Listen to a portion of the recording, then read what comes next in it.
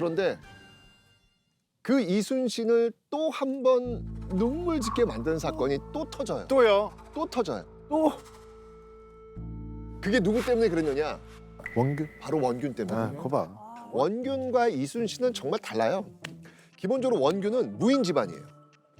근데 사실 이순신은 문신 집안이에요. 아. 예, 문신 집안이었다가 무과 시험을 봐가지고 장군의 길로 들어선 거고요. 아하. 문무에 다 능통하셨네. 예. 그리고 원균 같은 경우에는 싸워서 이기는 스타일.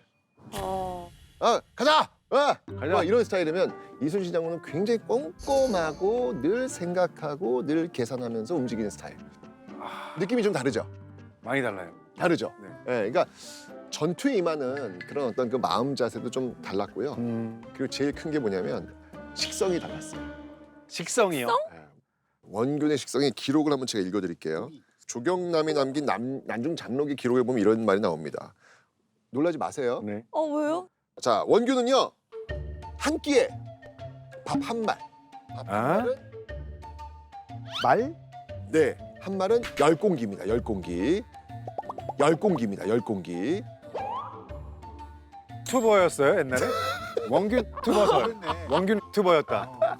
진짜 먹방 해야 되네요, 진짜. 푸드 파이터네. 푸드파이터. 아직 안 끝났습니다. 열 공기요? 생선 5마리, 닭 3마리, 에? 꿩 4마리를 한꺼번에 먹는다. 와, 진짜 야, 먹방. 100kg 오겠다.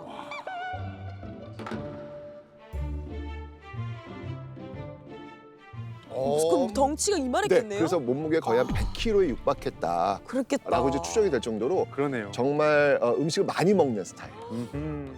물론 이제 남준 잠록이 나온 이야기들이 좀 과장된 그런 모습들도 있는데 네. 하여튼 여러 면에서 이 원균과 이순신은 참 달랐다. 달랐네요. 난중일기에 참 이 원균 얘기 정말 많이 나오는데 한번 6번 한번 읽어봐 주시죠. 1597년 5월 8일 이경신이 한산도에 와서 흉악한 원균의 일에 대해 많이 말하였다. 원균이 데리고 온 서리를 곡식을 교역한다고 구실 삼아 육지에 보내놓고 그 아내를 사통하려 하였는데 그 여인이 발악하여 따르지 않고 밖으로 나와 고함을 질렀다. 원균이 온갖 계략으로 나를 모함하니 이 또한 운수로다. 이순신이 이제 이런 정도의 기록을 남겼다면 참 이순신한테는 참 부정적인 어떤 그런 모습을 많이 보였겠구나라는 생각이 드는데 근데 그 원균이 결국은 대형 사고를 칩니다. 대형 사고를 칩니다.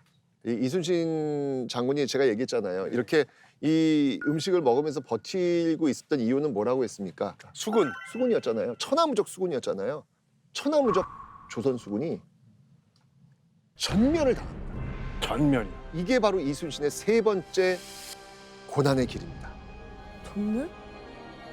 원균이 데리고 나갔다. 맞아요. 이순신 장군이 이제 백의종군길 가니까 네. 그 자리를 누가 이어받았냐면 원군이 이어받아요. 아까 전에 그 빈자리를 예, 원균이 맞습니다. 삼도 수군 통제사에 원균이 임명되어가지고 7천량 해전에 조선 수군을 끌고 나가요. 아. 그러니까 이 7천량이 어디냐면 거제예요, 거제. 지금의 거제예요, 7천량. 이 거제에서 그냥 정말 이 조선 수군이 전멸당한 건데 어떤 상황이었냐면, 그러니까 이때 선조가 일본 본진이 지금 부산에 있으니까 거기 좀 쳐봐라라고 하는 거예요. 한옥선은 무거워요. 무거워요. 무거워가지고 거기서 이 노를 저어가지고 그 부산까지 가면요 지쳐요. 근데 원균은 간 거예요. 일단 명이 떨어졌으니까 간 거예요. 갔는데 거기서 진짜 싸우지도 못하고 지친 거예요. 노졌다가? 네. 와, 노졌다가 지쳐서? 그래서 배가 유실돼요. 싸우지도 않고. 에? 물살에 휩쓸려가지고 그냥 더 이상 버티지 못하고 그냥 유실되는 그런 경우까지 벌어지는 거예요. 이게 도저히 안 되겠다라고 해서 다시 이제 거제 쪽으로 들어와요. 들어왔는데 거기에 일본군이 매복. 지키고 있었어요. 이 갑작스런 그 일본의 공격 속에서 두려웠던 거예요. 공포감이 왔던 거예요. 이러니까 전의를 상실한 거예요. 결국은 싸우지를 못하고 도망가기 바쁜 거예요. 원균도 결국은 도망가는 과정 속에서 육지로 들어갔다가 또 육지에서 일본군이 기다리고 있었어요. 거기서 원균은 죽음을 죽어요? 당합니다.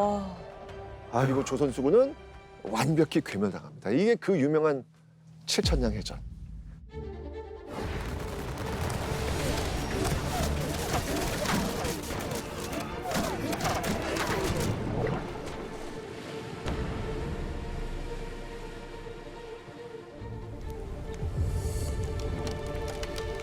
여기서 조선수군이 이게 패배한 수준이 아니라요. 괴멸을 당해요. 괴멸.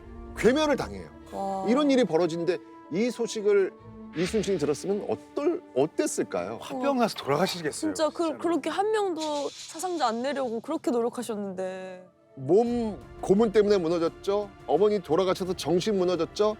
자신의 그 마지막 가지고 있었던 조선 수군마저 다 꼬르륵 물속에 처박아 넣었죠. 저는 진짜 와 웬만한 멘탈로는 듣기만 해도 억장이 무너지네요.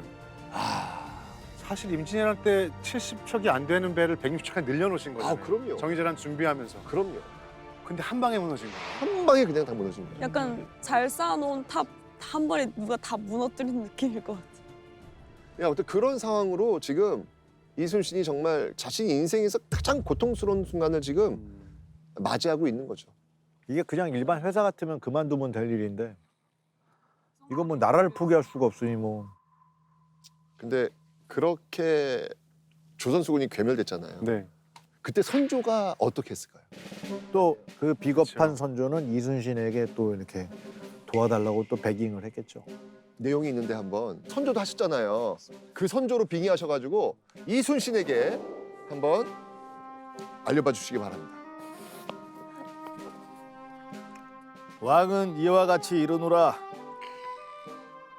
지난번에 그대의 직책을 교체시키고 그대로 하여금 죄를 이고 백의종군 하도록 하였던 것은 역시 나의 모책이 좋지 못하였기 때문에 그렇게 된 것이며 그 결과 오늘의 이런 패전의 욕됨을 만나게 된 것이니 더 이상 무슨 말을 하겠는가? 더 이상 무슨 말을 하겠는가? 도와달란 얘기야. 그렇죠. 이제 와서 다시 이게 뭐냐면 삼도수군 통제사에 너를 다시 임명한다. 그래도 인정은 하네. 인정하죠. 제가 충격적인 사실 하나 더 알려드릴까요? 네. 이게 삼도수군 통제사 네. 된 거잖아요. 그때 이순신의 그 병력이 몇 명인지 아세요? 몇 명을 데리고 나간지 아세요? 얼마 명이요? 안 남았나? 몇 명이요? 15명. 15명. 그것도 장교가 9명이고 일반 병사는 6명. 아이구야. 15명? 배를 못 움직일 정도 인원이잖아요. 아니 배가 없어요 지금. 그게 다예요 그게. 그러면 그 인원은 어디를 간 거예요? 그러니까 이게 여기서 무서운 거예요. 지금 백의종군길의 과정 속에서 7천량 해전으로 모든 걸 잃었잖아요. 네. 그러면 저라면 야 이거 끝났어 이제. 이제 아무도 못하는 거야 이거는. 끝이야. 라고 저는 갔을 것 같은데 이순신은 그 상황 속에서 이미 조선수군 재건의 계획을 그려놓고 있어요.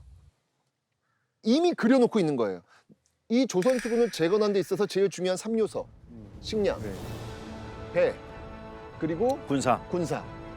그래서 저 삼도수군 통제사에 다시 임명하노라는 편지를 받았을 때 제일 먼저 뛰쳐나간 곳이 어디였냐면 바로 식량이 있다라고 알려진 곡성으로 가는 거예요. 그것도 잠을 자지 않고 무박으로 계속 말을 달려요. 이틀 만에 그냥 올라갔어요. 이틀 만에. 와. 이게 이순신이에요. 대단하시다. 다 계획이 있었던 거예요, 이미. 애 끓는 도끼가 힘이 이렇습니다. 이거 드시고 그냥 나가신 거예요.